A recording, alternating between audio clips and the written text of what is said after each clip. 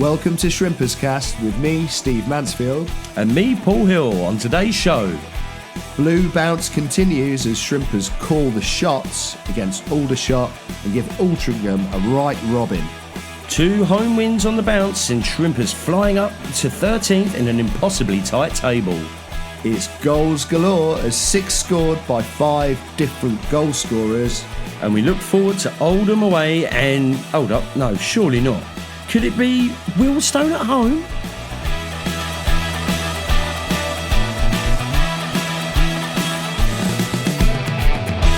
Hello, and welcome to another episode of Shrimperscast.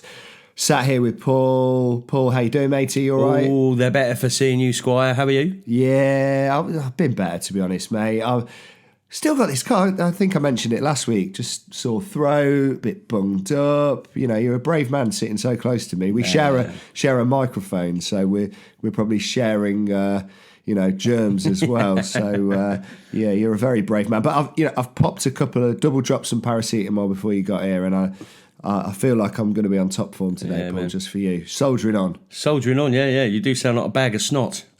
There we are. I thought you were going to call me like, I don't know, brave little soldier. Oh, you brave little boy, aren't you? Well done for doing the pod. How have you been? You had a busy week? Yeah, very busy. It's been good. Work's flying and...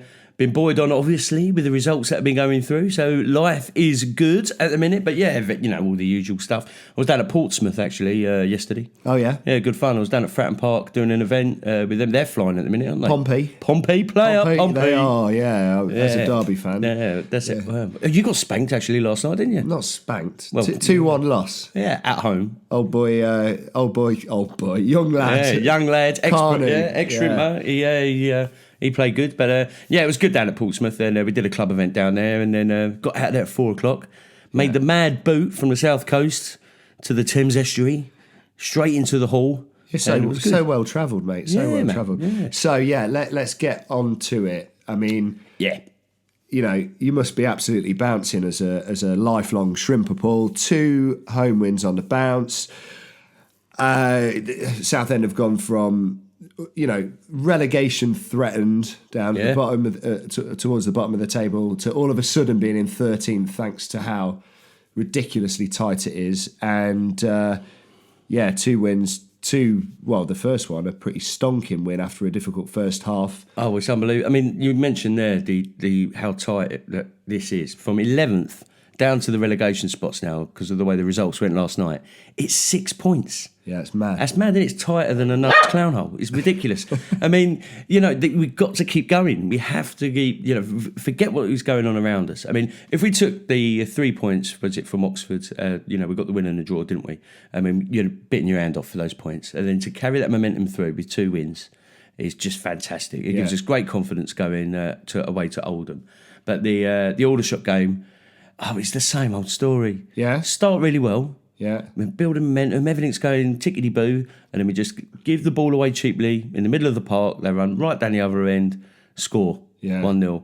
And to be fair to Oldham, they could have been 3 or 4 by half-time. We were really lucky. Went our way, and then got to half-time, and you're thinking, well, we're going to get absolutely destroyed here. But it's that old cliche, mate. A game of 2 halves. Absolutely. Well, you were texting us, weren't you? You were texting the old Shrimperscast chat, the old WhatsApp group chat, and you were pretty worried. You said it should have been probably 4 goals by half time and should have been out of sight. So easily. I mean, they had the opportunities were unbelievable. I mean, they looked quite good going forwards. They were a right handful. Lucky to miss an open goal, completely sliced it. But you kind of, it doesn't fill your confidence, does it, for the second half? But we came out fighting. It was a good start, and then obviously they got their man Menasey, I think that's how you pronounce it. Apologies if I got it wrong. Yeah. But he got sent off, which didn't. He looks a bit soft to begin with. Yeah. But Waldron, he made the run very quick, and then got pulled back, and the ref. Made a big call. It was the right call, I think. It was the last man goal scoring opportunity. Yeah. Straight red. And then, well, there we are. We turned it on, and it was relentless. When you get those opportunities, you got to just, that's it, luck's going your way. And it was, a minute or two later, Cardwell notches. Yeah, great goal.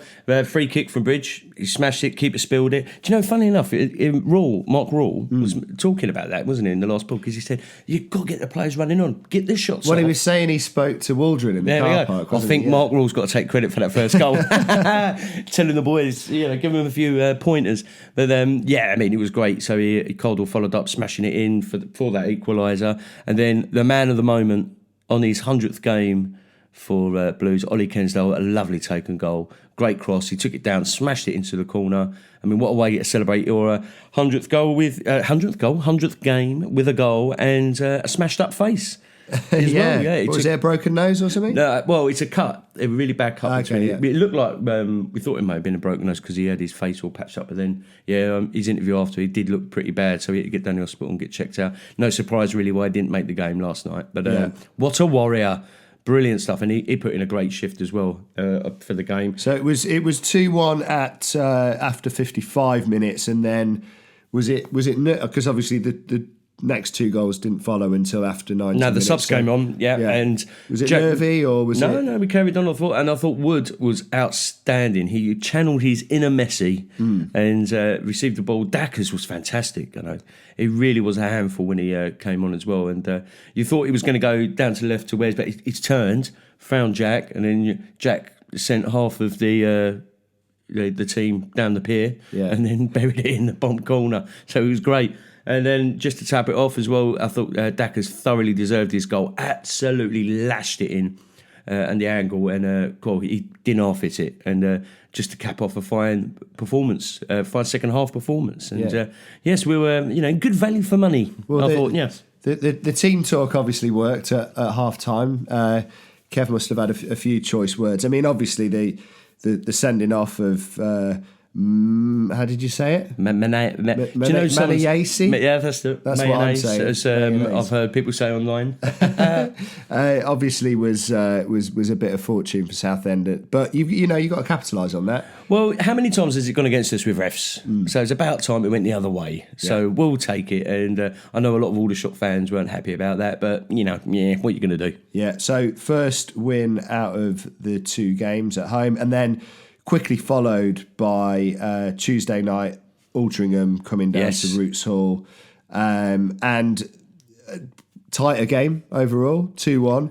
But we started really well. It's the same again. Miley giving it away in the middle of the park, poor pass to Gus, who, again, I thought was outstanding because he came in and Kev disclosed after that he hadn't trained, so he's gone straight into the squad and he had a really good game. And it literally went straight down the other end, and we highlighted him, didn't we, in the last pod? Chris Clark with a bit of a finish, bang under Colin, and you find yourselves 1-0 down, and then we just kept our heads, didn't let it affect us too much, and it paid off with a couple of goals in the first half. Yeah, just before half time, so 39 minutes Cardwell, and just after the 45.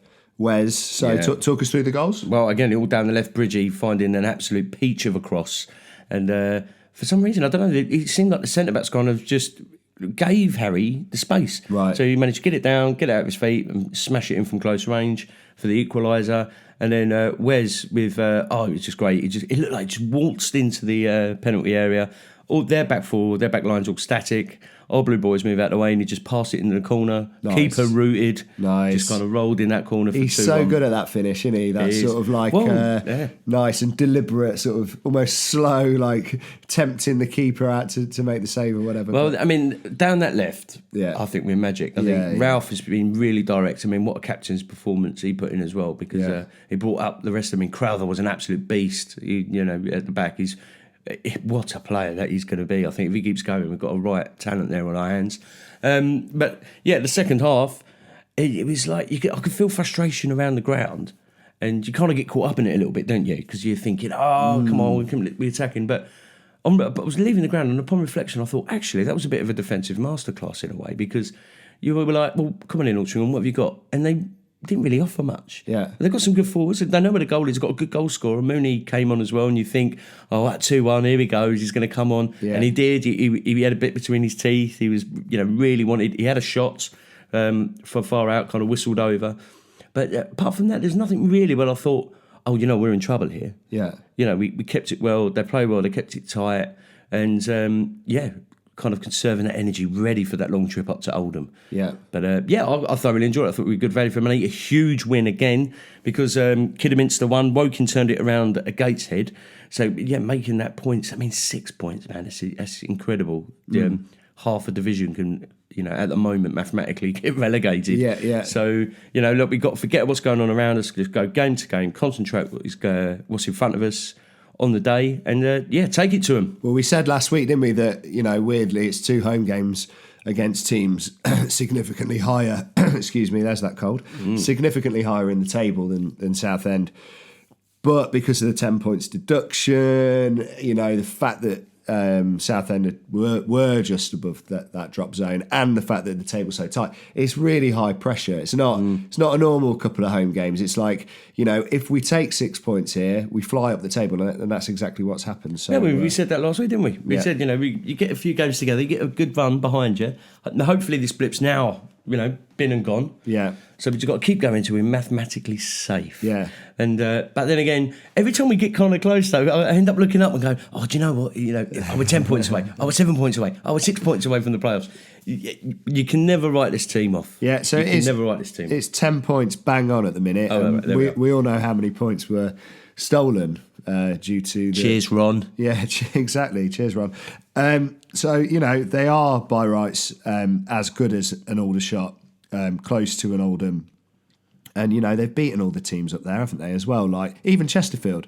Beat Chesterfield, and they're running away with it. So, a bit of consistency, a bit of luck, and who knows what can happen. So absolutely. I mean, the new boys are bedding in quite well. That's apparent. They've really hit the ground running. And they're only going to get better with more training as they, kind of adapt to full timing. But I think what we are missing in our squad at the moment is a Kevin Mayer. Yeah. Funny enough, we need that, that commanding centre defensive midfielder. He's always got his boots on, hasn't he? I know. We should get back out there. He could do a job, surely. But no, we are. But I think maybe not Waldron. Who's the other new guy? Morton, sorry, my mum in a blank then. It's been a long day. But yeah, I think, he can pick a pass out. I think, he might be able to do a job there. But yeah, we are missing that kind of commanding centre defensive midfielder. Just kind of just to plug this gap, stop shipping these goals, these needless, individual mistakes that are going on. Because if we can do that, we're going to be fine. Just take control of that middle bit and stop that. Say, as you said earlier to me before we came on, you said it's the same goal we keep conceding. Yeah, it's the same. Yeah. And, again, you look at our squad, it's just, mate, you got to, sometimes you just got to laugh because, we didn't have any attackers. Now we've got no defenders on the subs bench. Yeah. We will get there. It's one thing after another. So, on this week's podcast, we're just doing sort of a mini pod this week, one of our little mini ones, because we don't have a guest, but we are, as ever, working hard behind the scenes to get some guests lined up for you guys out there listening. So we are just going to take a little bit of a wee break, and then we'll be back in a moment with Paul's previews, and we've got another double header, so we've got 2 games to preview for you. So we'll be back in a mo. At you. Welcome back, and it's now time for everyone's favourite part of the show as we bring you Paul's previews. Once again, Paul, the relentless schedule of the National League is, relentless. Yes. Like a can of energy drink. We are now looking at one away game, trip up north to Oldham. Yes, we are. Followed quickly by a home game that has been the most... I don't think I've ever, there probably have been games that have been more postponed. In fact, didn't you have that nugget of information once? Yes. Yeah, you've probably forgotten it though, I won't test you on it. But the Wealdstone game, it was a Scottish Cup game or League game or something, wasn't it? Yeah. Anyway. 49 times postponed. 49 times. So we're not quite there yet, but it's been at least 3, I think. Well, still, a week to go, we'll see what happens. Yeah, exactly, yeah. There's a lot of rain forecast, to be fair, so... and it's quite cold, so we could get a bit of frost.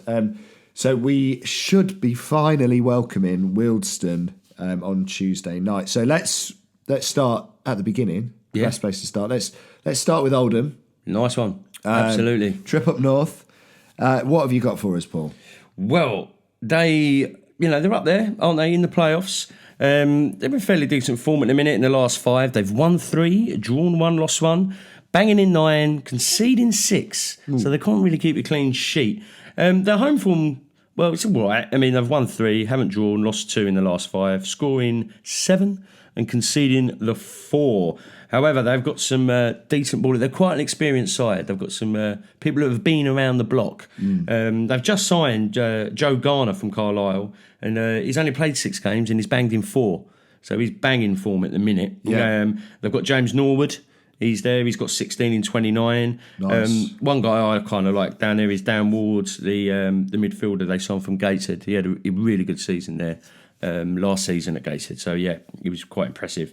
So he'll be one to watch as well. And but yeah, I'm kind of looking forward to it. I mean, Sean Hobson, he left us last season to go and signed for them. He wanted to move closer to home up north. Can't blame him for that. But Southend, we do have a little bit of a good record against the old Oldham, and since we've been playing him, I went back to 1995. Yeah, we played them 13 times. We've won 5. Drew 5 and I only lost to 3 up there. Yeah. My favourite being back in when we had them in League One. Yeah. We went to Boundary Park and done them 2-5. It was great. Well, a good bit of trivia about Oldham as well. What's that? So they are the lowest team in the football pyramid currently to have ever played in the Premier League. Stato. And I only know that because I was on the train with my mate the other day. Nice. And we just somehow got chatting about that particular stat, and we started guessing, and he actually said Oldham straight away. And we looked, and we think, we've not verified it, right? But, there we are. Pretty sure could be a good quiz question if there are any quiz writers out there for the sports round. That. Well, there we are. Sounds like Southend have got the upper hand in history. All history, yeah. But it all depends what we do on the day, doesn't it? So we've got to go there. We are full of confidence. We're banging form at the moment. Nothing to fear. We need to go there. And like you said earlier, we play well against the top teams. We need to be, I'll take a draw. Yeah.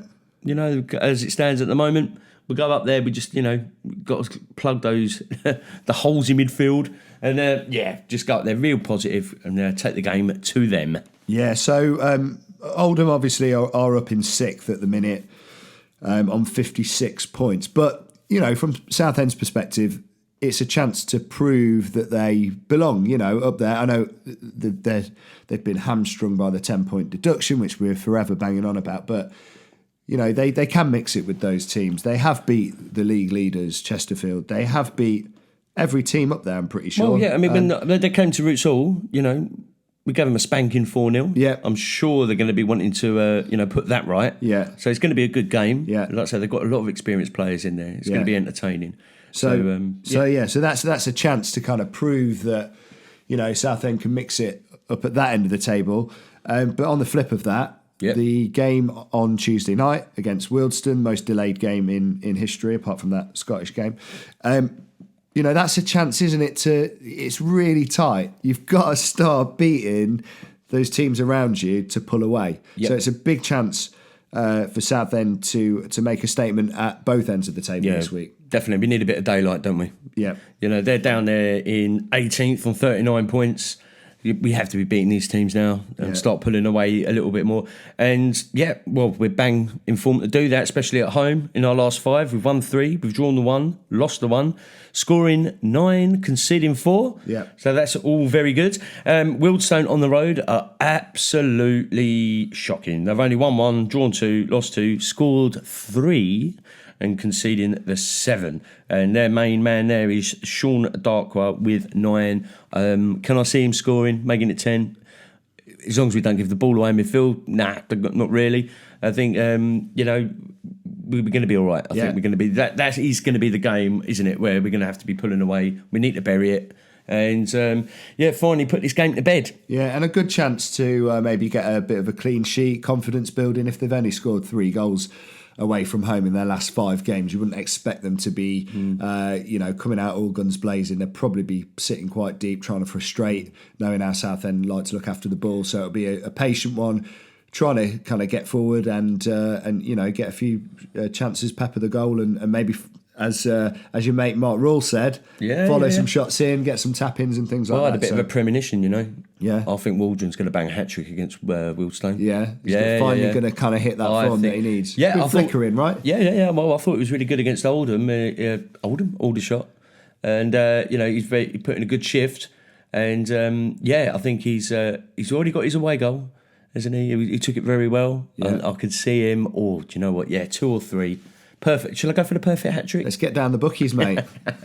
No, but what a game for Waldron to get involved with. I think he could really, him and whoever he plays up with top. I'd like to see Henry Sandat, get a game as well, because just shake it up a bit, maybe up the top. But I can't wait. It's going to be great. Good stuff. Well, big thanks as ever, Paul, for joining me. Always a pleasure, never a chore, sir. And massive thanks to all of you guys out there listening to the pod. Please, as ever, if you don't follow us, don't subscribe already, click that button, get subscribed, leave us a little comment, leave us a little review wherever you're listening to this, and please share the podcast with your Southend supporting mates. We'll be back next week working hard to get a special guest onto the show, but for now we will say goodbye and up the blues. Up the blues.